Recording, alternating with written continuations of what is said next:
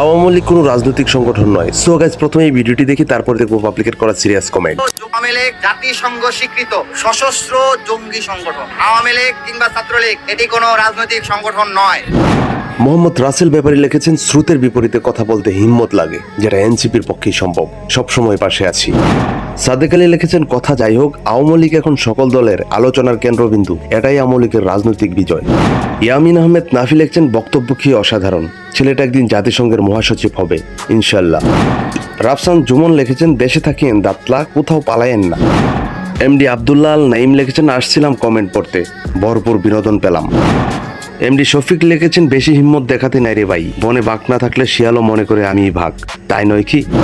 বাইজিদ বুস্তামি লিখেছেন, চীন থেকে 12 মাসের নাম শিখে আসলো নাকি। সুমন আহমেদ লিখেছেন, জাতিসংঘ স্বীকৃত দাতলা।